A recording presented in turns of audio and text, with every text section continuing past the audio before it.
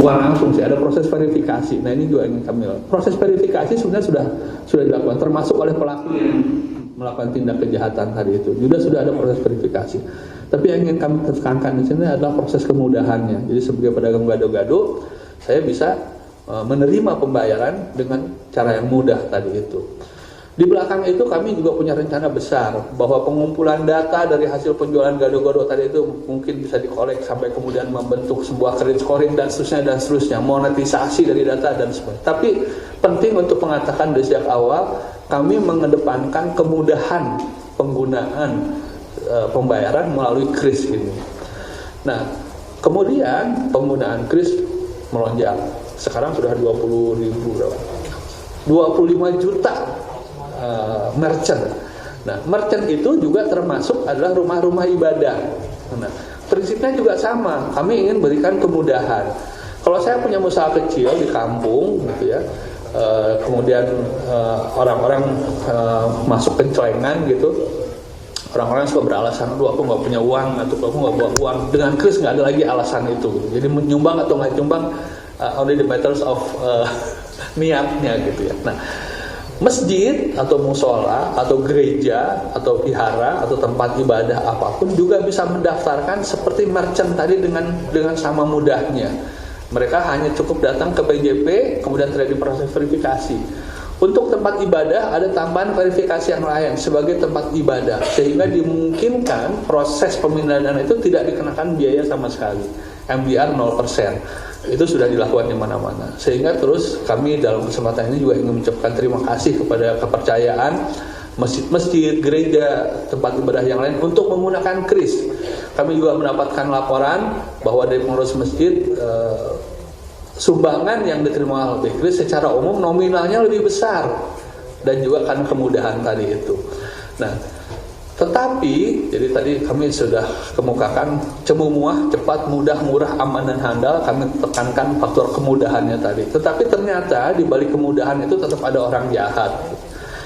Kalau kata Bang Nafi, setiap ada kesempatan ya disitulah ada kriminalitas, waspadalah. Dan itu yang terjadi kemarin. Jadi kemarin saya baru juga ikut interview dengan TV tadi belum lama dari sini. Ada penjelasan misalkan dari humasnya Istiqlal gitu.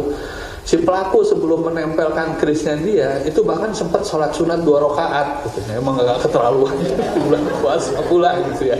Sempetnya sholat sunat 2 rakaat, kemudian dia pura-pura mau nyumbang dan kemudian menempelkan kris punya dia gitu.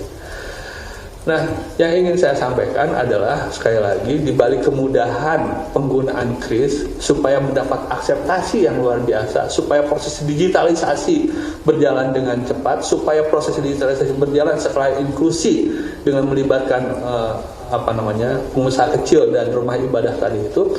Rupanya kemudahan ini juga yang dimanfaatkan oleh para pelaku kejahatan tadi itu. Jadi yang terjadi adalah si pelaku mendaftarkan sebagai pengguna kris dengan paling tidak yang sudah tertangkap ini ya, dengan nama restorasi masjid yang kemudian kris yang dia punya, stiker kris yang dia punya, QR-nya kemudian ditumpuk di atas kris masjid tadi itu. Nah, jadi rupanya dengan kemudahan itu mereka punya cara mudah juga untuk melakukan kejahatan. Sehingga yang ingin saya sampaikan di sini adalah dengan kemudahan tadi itu, saya kira kita sebagai konsumen tetap harus melakukan tindakan kewaspadaan. Nah, pada saat melakukan sumbangan, pada saat melakukan pembayaran, pada saat melakukan transfer, kan ada verifikasi itu. Berapa jumlah yang mau disumbang? Mau disumbangkan kepada siapa? Gitu. Kalau saya mau nyumbang kepada Masjid An-Nur misalkan, ya di atasnya mestinya ada Masjid An-Nur gitu. Nah, itu yang seringkali kita lupa. Jadi dalam kesempatan ini kami menghimbau kepada masyarakat pengguna kris untuk tetap menggunakan kris tapi dengan kehati-hatian yang ditambah. Kami juga menghimbau, juga mengucapkan terima kasih kepada pihak masjid yang sudah melakukan langkah-langkah yang sangat baik. Jadi begitu mereka mengetahui, langsung dilihat CCTV-nya, langsung dilaporkan ke pihak berwajib dan sudah dilakukan penanganan. Tetapi kami juga dengan segala hormat menghimbau kepada pengurus-pengurus masjid khususnya dan juga rumah ibadah lain untuk lebih berhati-hati, untuk dari waktu ke waktu mengecek stikernya. Kami mendapat masukan ada beberapa masjid yang katanya kapok menggunakan kris. Mudah-mudahan ini tidak terjadi, karena tadi manfaat dari kris tadi itu besar, tidak hanya kepada merchant UMKM tapi juga untuk rumah ibadah. Ini laporan-laporan tadi. Jadi sekali lagi ini adalah kasus kejahatan, kita tangani kejahatannya plus ekstra kehati-hatian. Kedepannya seperti apa? Kami juga menyadari, dengan segala hormat kami ingin menyampaikan bahwa di pihak kami juga kami akan melakukan perbaikan-perbaikan. Di sisi Bank Indonesia kami akan memperkuat edukasi kepada masyarakat tentang kehati-hatian tadi itu, tentang perlindungan konsumen. Kami punya kontak center 24/7, 24 jam dalam sehari, 7 hari dalam seminggu yang bisa dihubungi oleh masyarakat. Namanya Bicara, kebetulan ada di bawah Dekom juga. Silakan masyarakat yang ingin mengadukan ada kejadian-kejadian janggal atau mungkin modus operandi baru atau modus operandi serupa kepada Bicara 24/7 tadi itu. Ada di setiap kanal, kalau bisa Instagram bisa Instagram, atau orang tua saya pakai Facebook, mau telepon juga bisa. Nah, kemudian edukasi akan kami perkuat. Nah, sebetulnya pengaturan tentang kris yang juga diadopsi oleh ASPI adalah Asosiasi Sistem Pembayaran Indonesia, juga mencantumkan pentingnya edukasi, keharusan bahkan terhadap edukasi. Kami juga akan berkoordinasi dengan ASPI untuk memperkuat edukasi tadi itu. Kami juga akan memperkuat proses know your customer. Ya, jadi pada saat tadi saya Bang Erwin sebagai pedagang gado-gado mau lapor kepada PJP, proses verifikasinya akan lebih diperkuat, gitu. Memastikan bahwa Bang Erwin beneran jualan gado-gado, bukan jualan ketoprak. Waktu sama aja. Jadi proses verifikasi akan dilakukan. Kami juga sedang merancang sebuah sistem yang memungkinkan nanti ada semacam list, blacklist gitu ya, yang bisa mengidentifikasi. Kami sudah berbicara juga dengan pihak Kominfo tentang penggunaan kemungkinan penggunaan tadi itu untuk mengantisipasi kejahatan-kejahatan yang serupa. Dalam jangka pendek kami merencanakan untuk pertemuan dalam terkait dengan kasus ini dengan Dewan Masjid, mungkin juga dengan PGI gereja, dengan mungkin lembaga ibadah lain, dengan ASPI tentu saja, dan dengan pihak kepolisian, supaya kasus ini clear, supaya kita bersama-sama bisa tetap menggunakan memperoleh manfaat dari kris, tapi meminimalisir mudaratnya. Jadi itu yang bisa saya sampaikan di awal. Saya akan persilahkan Mbak Fitri untuk mendapat penjelasan dan nanti kita tanya jawab. Silakan Mbak Fitri. Baik, terima kasih Pak Erwin atas pendahuluannya. Assalamualaikum warahmatullahi wabarakatuh. Selamat sore teman-teman sekalian. Mungkin selamat menjalankan ibadah puasa bagi teman-teman yang saat ini sedang berpuasa. Nah, tadi mungkin saya sepakat sekali ya menambahkan dengan yang tadi Pak Erwin ungkapkan gitu ya, bahwa pesan yang juga ingin kami sampaikan, kris ini sesuatu terobosan untuk sistem pembayaran yang cemumuah. Jadi manfaatnya gitu ya, dengan segala inovasinya gitu, inovasi dengan segala manfaatnya, ini tentunya poin yang sangat kita lihat di depan gitu. Jadi bahwa ada risiko-risiko yang perlu dimitigasi. Nah, ini kerja kita bersama, termasuk bagaimana kita melakukan pengamanan atau security terhadap transaksi-transaksi yang kita lakukan. Jadi semua pihak tentunya akan juga ikut berperan serta. Nah, kalau boleh saya tadi juga mengeko gitu ya, bahwa kami semua tentunya sangat menyayangkan penyalahgunaan kris di rumah ibadah yang baru-baru ini dilakukan oleh pihak yang tidak bertanggung jawab itu.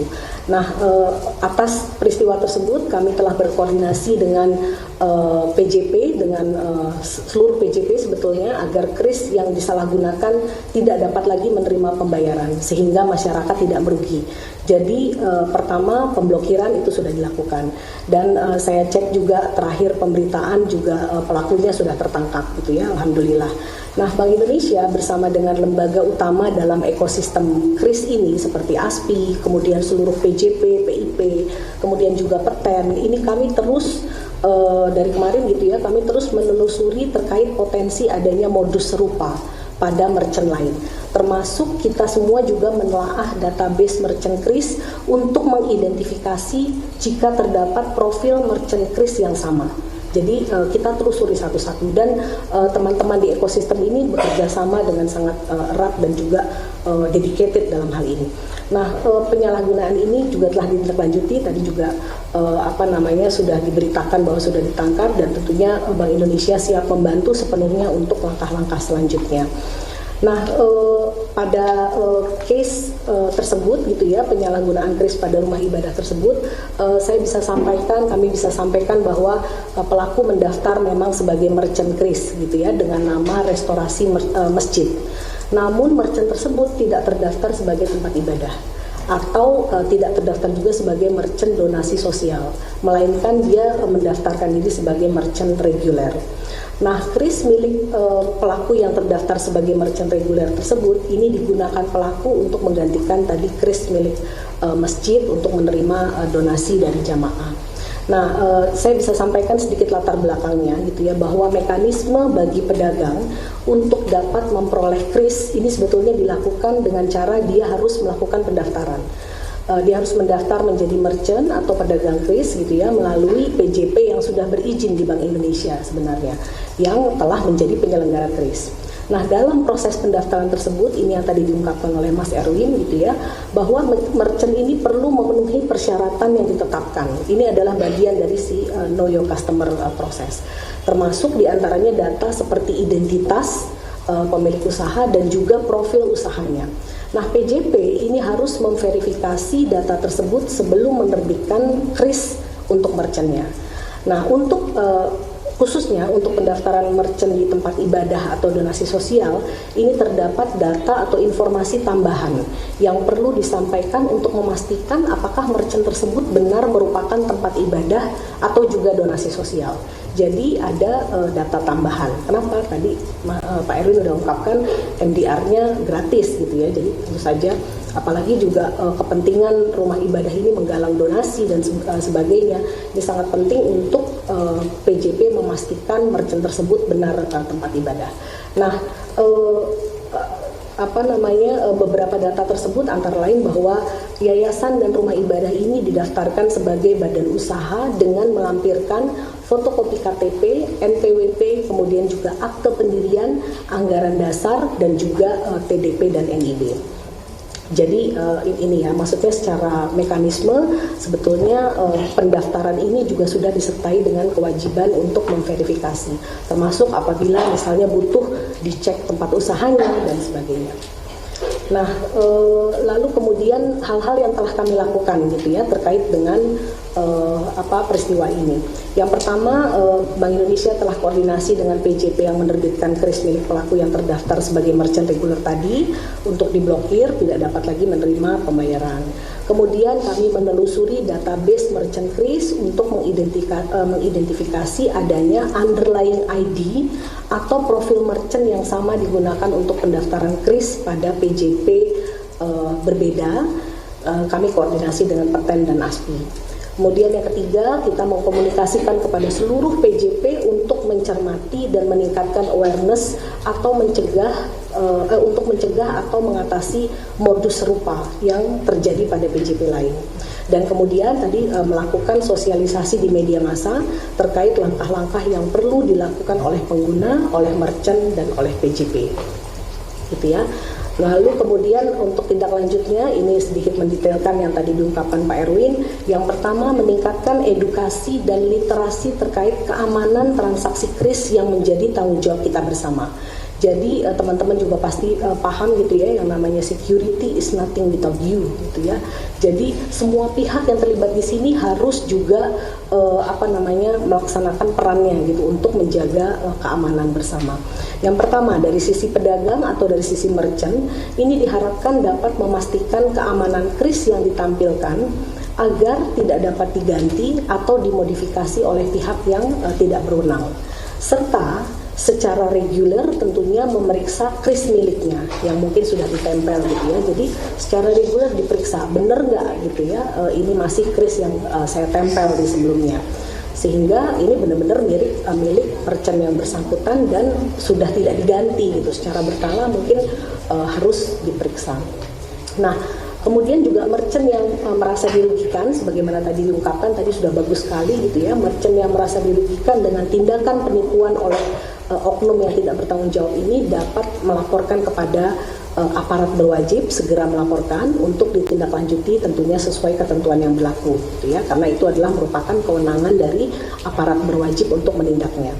Nah, kemudian dari sisi masyarakat, kita semua pengguna gitu ya, tentunya pada saat bertransaksi kris ini dihimbau untuk selalu memperhatikan informasi dalam aplikasi pada saat memindai kris. Jadi tadi memindainya di Masjid An-Nur ya harusnya yang keluar An-Nur.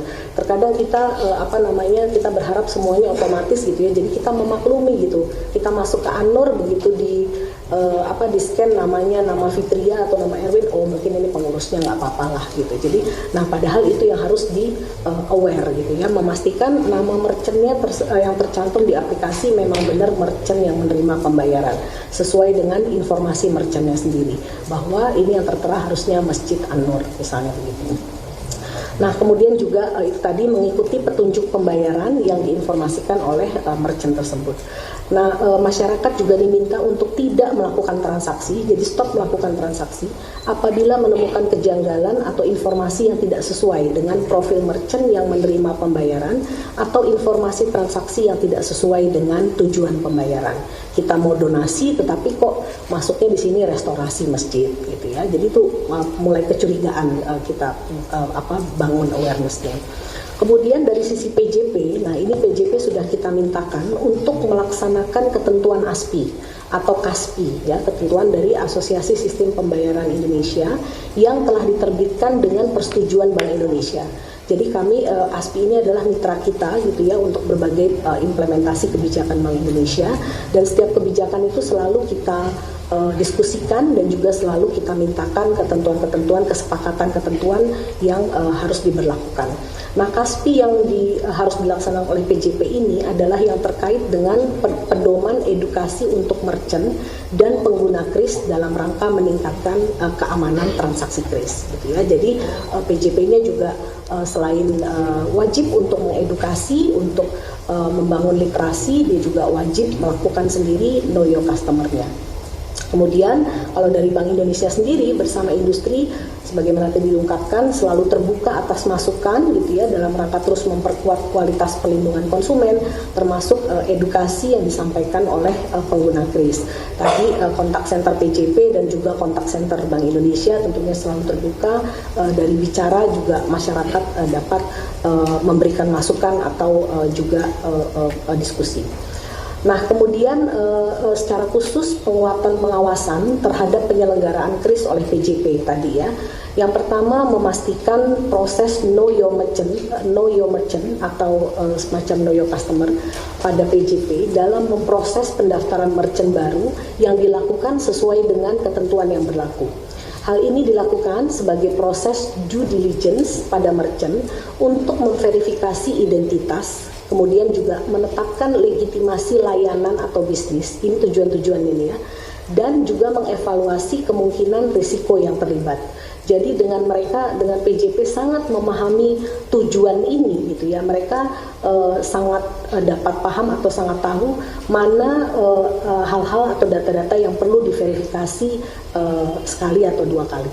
Nah, pada saat yang sama ini juga mendukung untuk membuat proses onboarding merchant baik oleh PJP ataupun merchant agregator yang aman dan sesuai dengan ketentuan. Nah, dalam hal proses akuisisi merchant ini menggunakan misalnya jasa pihak ketiga atau merchant aggregator ini, maka kami menetapkan juga gitu ya bersama ASPI perlu dipastikan proses know your merchant ini dilakukan, termasuk verifikasi calon merchantnya. Jadi si merchant aggregator pun juga diberlakukan, ya, dilakukan dengan standar yang sama jika dilakukan oleh PJP itu sendiri. Kemudian yang kedua, penguatan pengawasan adalah menghimbau seluruh PJP untuk melakukan monitoring kewajaran profil dan transaksi pada merchant sebagai tindakan untuk memitigasi fraud. Jadi bukan hanya data-data yang sudah ada terkait dengan identitas gitu ya, tetapi juga dilakukan monitoring kewajaran profil. Wajar nggak gitu profil individu-individu seperti ini gitu ya merupakan pengurus masjid gitu misalnya, dan juga kewajaran transaksinya. Oh ini misalnya donasi masuk sedemikian gitu ya, tidak ada lonjakan atau segala rupa gitu, atau dia sangat baru gitu ya sehingga perlu ditinjau lagi keberadaan site-nya gitu ya, apakah benar ini ada masjid dan ada penggalangan donasi. Kemudian yang ketiga, untuk bagian penguatan pengawasan ini melakukan cleansing data merchant untuk meningkatkan kualitas dan juga keakuratan data agar dapat menjadi tools untuk meningkatkan efektivitas pengawasan dan juga pemantauan. Nah, kemudian juga upaya tindak lanjut gitu ya yang kami lakukan adalah penguatan infrastruktur pendukung ekosistem KRIS. Bank Indonesia akan memfasilitasi ASPI dan juga Peten untuk mengembangkan tadi daftar hitam merchant yang terindikasi fraud atau terbukti melakukan pelanggaran bekerja sama dengan KL terkait seperti dengan Kominfo gitu ya. Jadi sebagai ini penguatan infrastruktur kita akan mengembangkan daftar blacklist dari merchant yang terafiliasi dengan terindikasi fraud. Nah, tentunya Bank Indonesia akan terus berkoordinasi dan juga siap mendukung aparat penegak hukum dalam proses hukum dugaan tindak pidana yang terjadi. Nah, mungkin yang terakhir Pak Erwin yang perlu saya sampaikan, tadi saya sepakat sekali gitu ya bahwa KRIS ini perlu dijaga gitu ya, dan sesuai dengan semangat BSPI Blueprint Sistem Pembayaran Indonesia bahwa inovasi itu terus selalu harus didukung, ditingkatkan, tetapi kita sadar dengan adanya inovasi pasti ada resiko yang perlu kita mitigasi. Nah, itu striking the balance-nya yang perlu kita jaga bersama. Nah, keunggulan KRIS tadi sudah diungkapkan banyak sekali keunggulannya, sehingga kalau ada 1-2 loophole yang perlu kita amankan, nah itu kita akan amankan bersama. Nah, untuk fitur keamanan KRIS saya kalau boleh sampaikan gitu ya, bahwa pertama KRIS diadopsi dari standar global INVCO yang merupakan international best practice. Jadi KRIS-nya sendiri fitur keamanannya sudah sangat baik. Dan kemudian penyelenggara KRIS wajib berizin dan memperoleh persetujuan BI, di mana salah satu aspek yang dipenuhi adalah standar keamanan. Kemudian aplikasi pembayaran yang mendukung KRIS ini menggunakan teknologi keamanan terkini, salah satunya adalah dengan two-factor authentication. Kemudian aplikasi pembayaran yang mendukung KRIS ini memiliki fitur anti-fraud detection system yang berfungsi memitigasi transaksi KRIS yang mencurigakan. Jadi KRIS-nya sendiri sudah sangat aman.